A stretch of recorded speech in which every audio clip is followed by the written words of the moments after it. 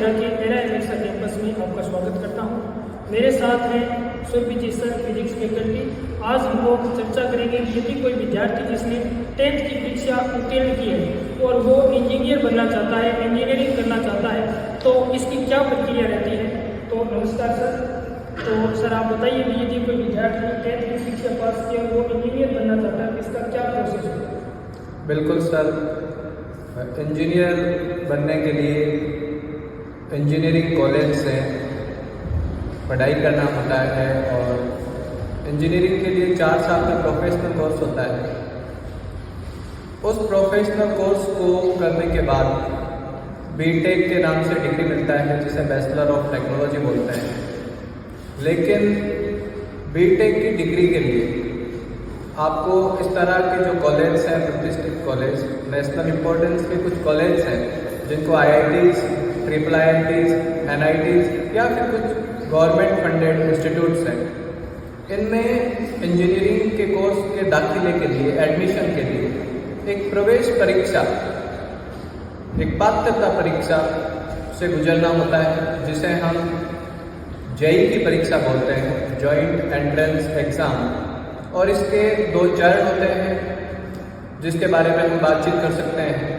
यदि हम इस बात पे बिंदुवार चर्चा करें तो 10th पास जिस बच्चे ने करा है, अभी उसके पास जो तरीका है वो ये है कि वो सबसे पहले तो 11वीं क्लास में विज्ञान संकाय का चयन करें और उसमें वैकल्पिक विषय के तौर पर मैथमेटिक्स को चूज़ करें, गणित का चयन करें।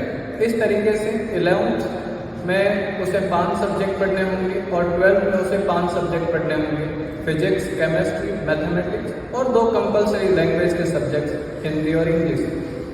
आज जो बच्चा 10th पास करा है उसे इस साल, इस सेशन 11th पे काम करना है। नेक्स्ट सेशन वो सीनियर में जाएगा।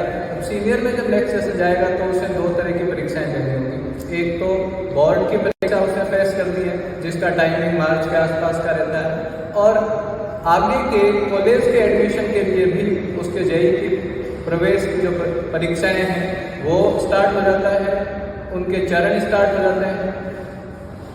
अब JEE की परीक्षा जो है उसको बच्चा क्वालिफाई कर पाए, इसके लिए उसे अपने 3 सब्जेक्ट पे काम करने की ज़रूरत है, जिनका सिलेबस जूनियर और सीनियर दोनों ही क्लास का है। वो 3 सब्जेक्ट है फिजिक्स, केमिस्ट्री और मैथमेटिक्स। अब रही बात कि ये परीक्षा कब दे सकता है, कितनी बार दे सकता है बच्चा, कितने उसके पास मौके हैं, इस परीक्षा की स्कीम्स क्या है या कितने क्वेश्चंस आते हैं या उनकी मार्किंग स्कीम्स क्या है, इन पर हम बातचीत कर सकते हैं।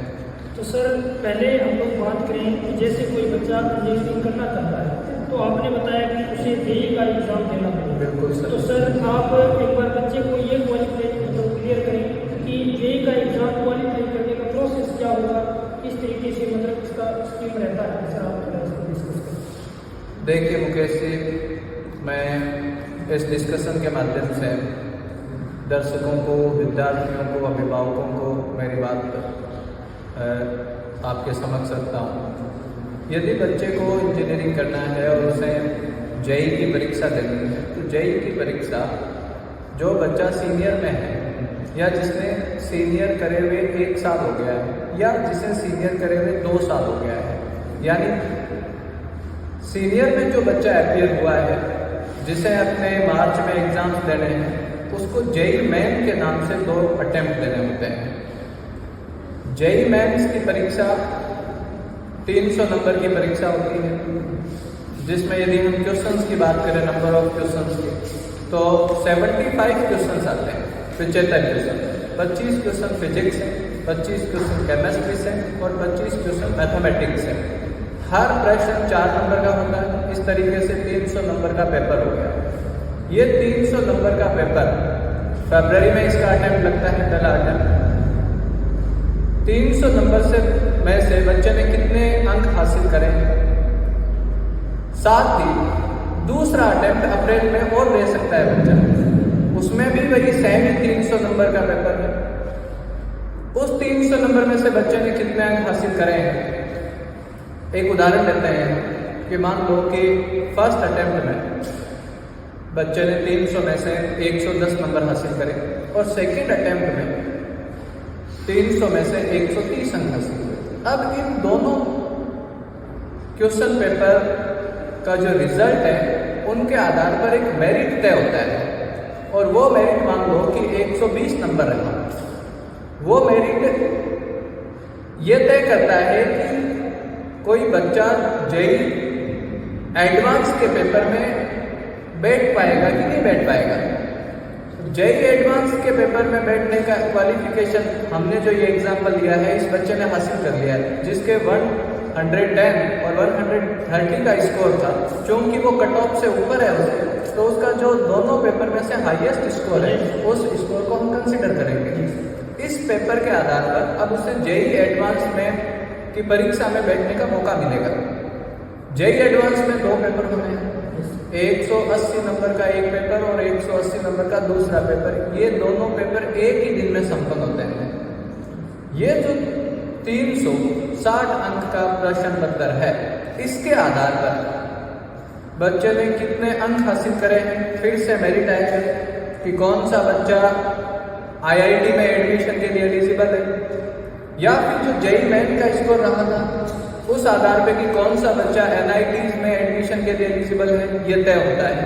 उसके बाद काउंसलिंग की प्रक्रिया शुरू होती है, जिस आधार पे बच्चे को अपने कॉलेज की चॉइस फिलअप करना होता है, अपने जो स्ट्रीम है वहाँ के कि वो इलेक्ट्रिकल इंजीनियरिंग का जो ब्रांच है उसके लिए जाना चाह रहा है कि मैकेनिकल के लिए जाना चाह रहा है कि या कोई और अदर ब्रांच के लिए मूव कर रहा है। यानी यदि हम इस बातचीत को समराइज करें यहाँ तक, तो एक बच्चा जो आज 10th पास करा है वो अगले साल जब सीनियर के एग्ज़ाम दे रहा होगा तो उसके पास 3 परीक्षाएं देने के मौके हैं, 2 जेई मेंस के और एक जेई एडवांस के। जेई एडवांस में कितना अच्छा परफॉर्मेंस रहा उस आधार पे ये तय होगा कि उस बच्चे को आईआईटी कॉलेज में एडमिशन मिलेगा कि नहीं मिलेगा, और जेई मेंस में उसने कितना अच्छा परफॉर्म करा है उस आधार पे ये तय होगा कि उसे एनआईटीज में एडमिशन मिलेगा या नहीं मिलेगा। यस सर, ये रही बात अपनी भी एनआईटी और आईआईटी में एडमिशन का प्रोसेस सर ने बताया। मैं सर ये जानना चाहता हूँ कि ये आईआईटी, एनआईटी या ट्रिपल आईटी ये है क्या, और इनमें मतलब कितनी सीट इंजीनियरिंग की होगी सर, अप्रोक्सीमेटली आप आइडिया दे पाएंगे? बिल्कुल सर, आईआईटी कॉलेज के नाम है। अपने देश में 23 ऐसे संस्थान हैं जो केंद्र सरकार द्वारा, सेंट्रल गवर्नमेंट द्वारा फंडेड है और ये ऑटोनॉमस बॉडीज है, यानी अपने आप में ये स्वायत्त संस्थाएं हैं।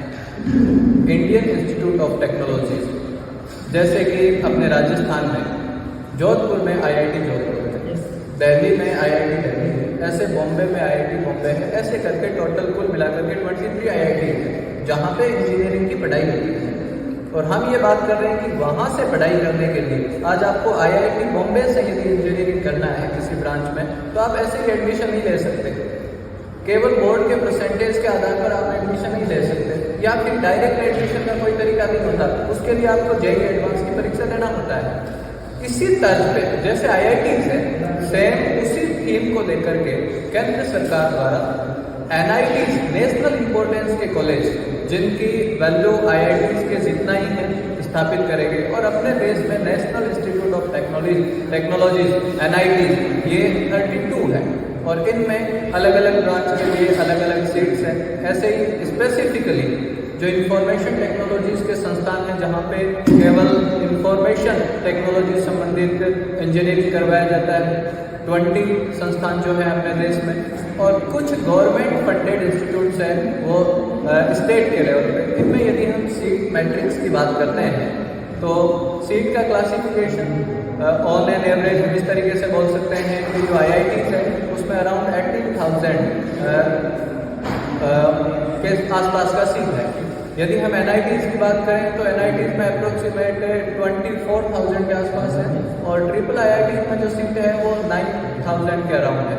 बाकी जो सीट्स हैं वो 10,000 के आसपास तो गवर्नमेंट फंडेड टेक्निकल इंस्टीट्यूट्स के पास है। तो ये तो है सीट्स का वर्गीकरण। तो कुल मिला के यदि बात करें तो अपने पास लगभग ये 60,000 अप्रोक्सीमेट हम लोग हाँ। देते हैं कि इंजीनियरिंग करने के लिए यानी अपने पास मतलब गुड क्वालिटी के इंस्टीट्यूट में यदि आपको एडमिशन लेना है लगभग 60,000 सीट्स होगी। तो सर ये कंपटीशन तो मतलब देखा जाए 15-20 लाख बच्चे जो हैं वो इस एग्ज़ाम का फॉर्म फिल करते हैं और उनमें से 60,000 स्टूडेंट ऐसे होते हैं जो मतलब अच्छे जो इंस्टीट्यूट है उनमें एडमिशन ले पाते हैं।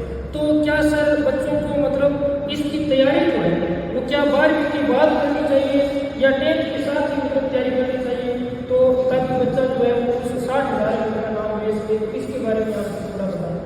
देखिए मुकेश जी, 2-3 बातें हैं। एक तो ये कि तैयारी का उचित समय क्या है। तैयारी हम सीनियर के बोर्ड एग्ज़ाम देने के बाद हमारे रिजल्ट्स आ जाए, हमारा स्कोर आ जाए कि भाई 90% स्कोर आया है या 95 आया है या 85 आया है, उस आधार पर तय करेंगे अब हम जेई की परीक्षा की तैयारी करेंगे। तो इस चीज़ के डिसीजन के लिए हमें ये समझना होगा कि जेई की जो परीक्षा का स्कीम है, जो मौके हैं, जो अवसर है, वो जेई एडवांस में बैठने के 2 अवसर हैं। पहला अवसर बच्चे को मिलता है जब वो सीनियर में अपीयर हुआ है, और एक और अवसर उसे मिलता है सीनियर के एग्ज़ाम देने के अगले साल, यानी आईआईटी में इंजीनियरिंग के दाखिले के लिए बच्चा 2 ही बार प्रयास कर सकता है, 2 ही अटैम्प्ट दे सकता है, और उन अटैम्प्ट को हम जेई एडवांस बोलते हैं। और वो जेई एडवांस के जब हमारे पास 2 ही मौके हैं, तो जाहिर सी बात है कोई बच्चा यदि सीनियर का मौका गंवा देता है तो उसके पास एक ही मौका मिला। एक बात तो ये हुई। दूसरी बात, जो बच्चा सीनियर पास आउट होने के बाद तैयारी का मानस बनाता है, तैयारी का विचार करता है, तो जेई मैथ्स और जेई एडवांस का जो सिलेबस है, ये सिलेबस केवल सीनियर का सिलेबस नहीं है। इस सिलेबस में जूनियर का फिजिक्स भी है, जूनियर का केमिस्ट्री भी है और जूनियर का मैथमेटिक्स भी है। ये चीज़ ही इन पेपर को चैलेंजिंग बनाता है, कॉम्पिटिटिव बनाता है, क्योंकि यदि बच्चा सीनियर के बाद जाता है तो उसके पास सिर्फ 1 साल है जिसमें उसे जूनियर भी कंप्लीट करना है और सीनियर भी कंप्लीट करना है। तीसरी बात, क्योंकि इन परीक्षाओं का सिलेबस जूनियर और सीनियर का फिजिक्स, केमिस्ट्री, मैथमेटिक्स है, तो सबसे जो उचित टाइम है, जो गोल्डन पॉइंट है तैयारी स्टार्ट करने का, वो जूनियर से है। जब बच्चा 10th पास करके आता है और वो जूनियर में एडमिशन ले रहा है, पहली बार जब वो फिजिक्स, केमिस्ट्री, मैथमेटिक्स से इंट्रोड्यूस हो रहा है, उस वक्त उसे अपनी तैयारी स्टार्ट कर देनी चाहिए, ताकि उसके पास 2 साल तो ये मिल गए और टोटल मिलाकर के, कुल मिलाकर के यदि आईआईटी में एडमिशन की बात करते हैं तो उसके पास 3 साल होते हैं। एनआईटी में एक अतिरिक्त साल और मिलता है बच्चे को, और इस हिसाब से यदि हम कैलकुलेशन करें तो एनआईटीज में इंजीनियरिंग एडमिशन के लिए बच्चे के पास 4 साल होते हैं। यानी जेई मेंस का जो पेपर है वो 3 बार दिया जा सकता है और उसमें 6 अटैम्प्ट है। तो ये प्रक्रिया है। तो सर अब बात करें कि जैसे आपने उसे समराइज किया कि मेरिट भी, जहाँ तक मैं समझा या जहाँ तक जो स्टूडेंट्स हैं वो समझ रहे हैं भी, उनको 10th की बात जो है वो सीधा 11th क्लास में बढ़िया फाउंडेशन में एडमिशन देना चाहिए, ताकि वो 11th फाउंडेशन पढ़े, उसके साथ उसकी आईआईटी जेईई की तैयारी है वो साथ में। तो मैं आपसे जानना चाहता हूँ कि अपना जो ये एराइक्स कैंपस है वो इसके बारे में विद्यार्थियों को क्या सुविधाएं प्रदान करता है, या क्या इस कोर्स के बारे में मतलब हमको इस प्रकार की सुविधाएं बच्चों को प्रोवाइड करती है? बिल्कुल सर, अभी जिस तरह से हमने जो बातें करी है उन्हीं बातों से ये डिस्कस निकल के आता है कि बच्चे को जूनियर से अपनी तैयारी स्टार्ट कर देनी होती है, और जूनियर से तैयारी करने का ये जो कंसेप्ट है, ये कंसेप्ट वास्तव में फाउंडेशन का कंसेप्ट है। तो यदि हम अपने इस कैंपस की बात करें, साइंस एरा संस्थान के इस रेजिडेंशियल सेटअप की बात करते हैं, जहाँ पे 11th और 12th के बच्चे आईआईटी और एनआईटी की यहीं रहकर के तैयारी करते हैं। तो इसमें यदि हम बच्चों की फैसिलिटीज़ पे चर्चा करते हैं तो मैं आपको ये बता सकता हूँ कि हमारे पास आईआईटी जेईई और नीट की तैयारी करवाने के लिए मल्टीपल फैकल्टीज ऑप्शंस उपलब्ध रहते हैं बच्चे के पास। जैसे फिजिक्स है, मुकेश जी सर खुद इंजीनियर है, ऐसे ही सेकंड फैकल्टी के तौर पे यहाँ पे फिजिक्स में मैं काम करता हूँ, हमारे साथ फिजिक्स के एक और फैकल्टी उपलब्ध हैं। इसी तरीके से केमिस्ट्री के 2-3 लोग 2-3 लोग बायोलॉजी के हैं और 2-3 लोग ही मैथमेटिक्स के हैं। यानी अपने आप में जो फैकल्टीज़ हैं वो अपने जो सब्जेक्ट्स हैं, अपने जो टॉपिक्स हैं, उनके विशेषज्ञ हैं, उनके एक्सपर्ट्स हैं। दूसरी बात, IIT JEE स्पेसिफिकली यदि हम करें तो ये जो परीक्षा होती है CBT मोड होता है, कंप्यूटर बेस्ड टेस्ट होता है। तो इसके अभ्यास के लिए हमारे पास computer lab, digital test centre, 120 बच्चों के सीटिंग का कैपेसिटी है।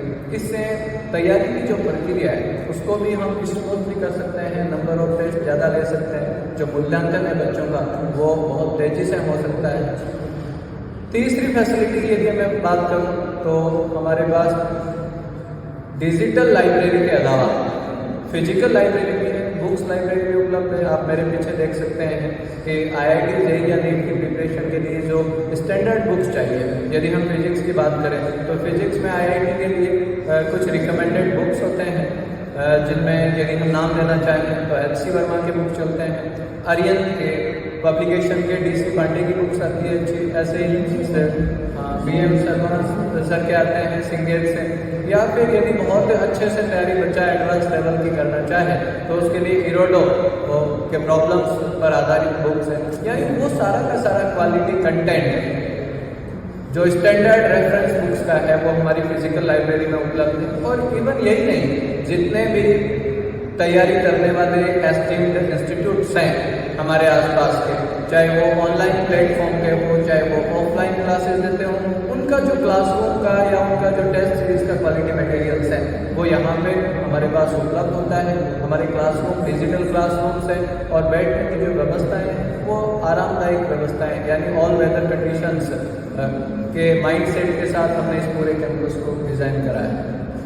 तो मैं अंत में यही कहना चाहूँगा कि विद्यार्थियों, जैसे सर ने बताया कि जैसे अपने 10th के बाद जो है 11th में एडमिशन लें, तो मुख्य अपना ये हो गया भी यदि आपको IIT JEE की तैयारी करनी है तो 11th और 12th में बढ़िया तरीके से आपको फाउंडेशन जो है वो करना चाहिए। और उसके बाद में जैसे ही आपको अटैम्प्ट मिले 12th के साथ, तो वो अटैम्प्ट भी एक्वायर करना चाहिए। उसके बाद में एक साल में आपको IIT में जाने का एक और मौका मिलता है, तो उसका भी आपको प्रयास करना चाहिए।